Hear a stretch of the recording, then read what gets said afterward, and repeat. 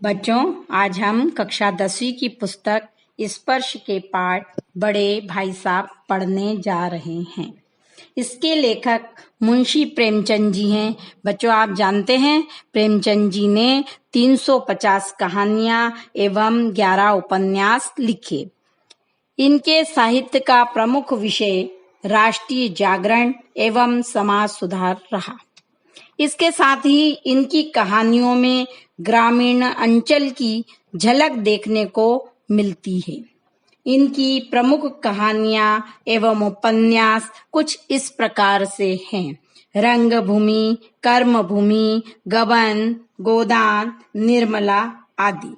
तो आइए हम बड़े भाई साहब पाठ की कहानी के सारांश को देखते सुनते हैं। बड़े भाई साहब कहानी एक मनोवैज्ञानिक कहानी है। जैसा कि आप जानते हैं, बड़े भाई छोटे भाई को एक मजबूत संरक्षण देता है, किंतु बड़े भाई का बचपन छोटे भाई को सुरक्षा देने में ही तिरोहित हो जाता है। इसके त्याग, समर्पण की यह कहानी हमारे मन को प्रभावित करती है। लेखक का बड़ा भाई मात्र 14 वर्ष एवं लेखक 9 वर्ष के थे। लेखक के बड़े भाई अध्ययनशील थे। वे सारा दिन किताबों में खोए रहते थे। पढ़ने में मन न लगने पर किताबों के पीछे बार बार अपने हस्ताक्षर करना, हाशिए बनाना, चील कौवे के फोटो बनाना आदि का कार्य करते थे। पढ़ने में वे कैसे भी थे, लेकिन बड़े होने के कारण लेखक को डांटना और उनकी निगरानी रखना अपना परम धर्म समझते थे।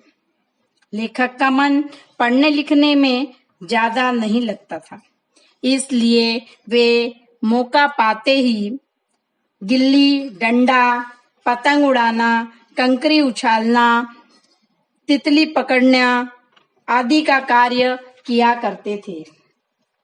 जब वे खेलकर आते तो बड़े भाई साहब स्नेह एवं रोष भरा एक ही सवाल पूछते: अब तक कहाँ थे? वे उपदेश देने की कला में बड़े निपुण थे। वे चाहते थे कि उनका भाई उनकी तरह ही पढ़ने पर ध्यान दे, लेकिन लेखक का चंचल मन खेल की तरफ आकर्षित था। इसलिए बड़े भाई की बातों को नजरअंदाज कर देते थे। लेखक बड़े भाई की लताड़ डांट को सुनकर रोने लगते थे। फिर पढ़ने का निश्चय कर टाइम टेबल बनाने लग जाते थे। जैसे कि आप लोग बनाते हैं, टाइम टेबल पर कुछ समय अमल भी किया जाता, किंतु उनका मन प्रकृति की सुरम्यता की ओर खिंचा चला जाता और वे खेलने के लिए चल देते। इस प्रकार दिन व्यतीत होने लगे। वार्षिक परीक्षा नजदीक आ जाती है। बड़े भाई बहुत मेहनत करते हैं, लेकिन फेल हो जाते हैं।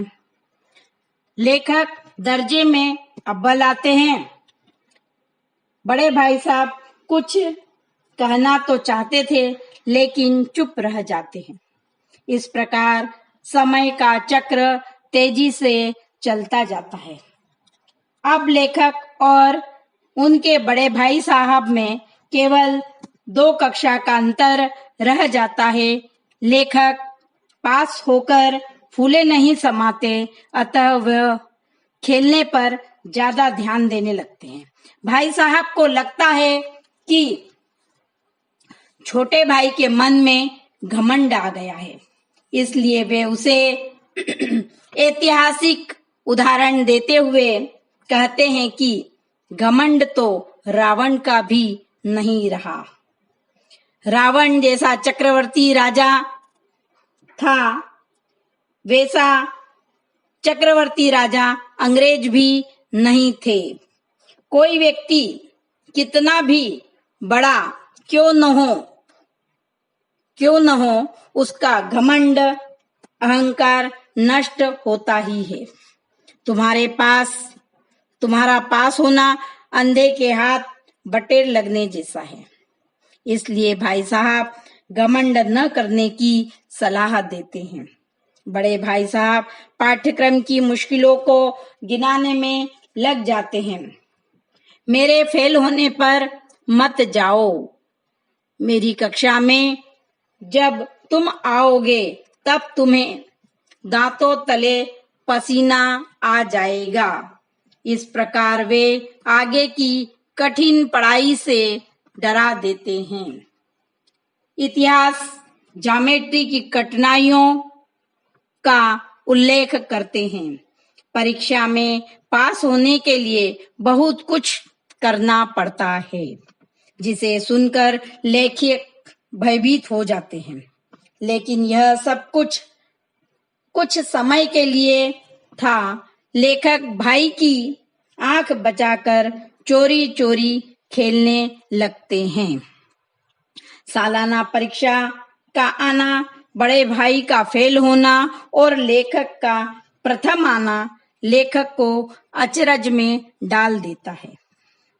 भाई ने पुरजोर लगाकर परिश्रम किया था, किंतु वे फेल हो जाते हैं।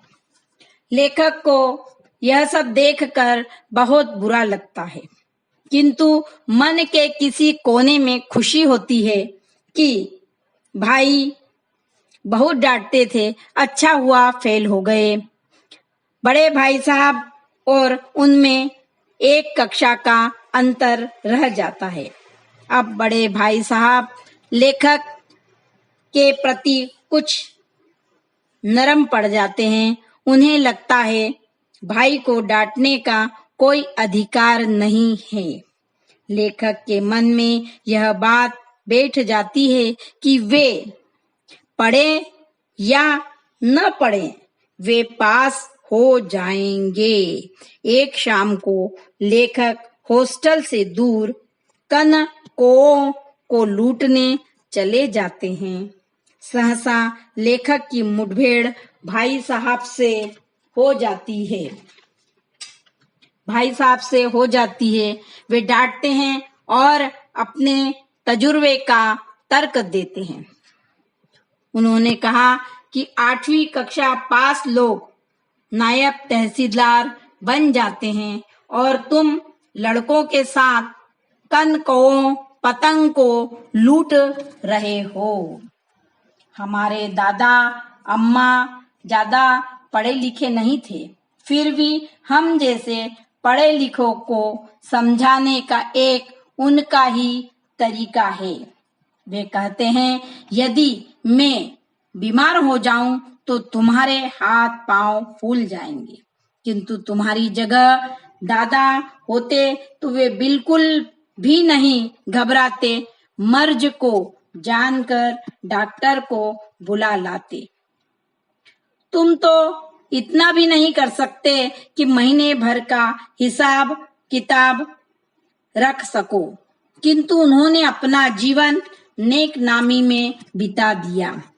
अपने गांव के हेडमास्टर का उदाहरण देते हुए कहते हैं कि वे इतने पढ़े लिखे हैं, लेकिन उनके घर के खर्च का हिसाब किताब उनकी माताजी ही रखती है। इसीलिए कहा है कि जीवन में तजुर्बे का बहुत महत्व है।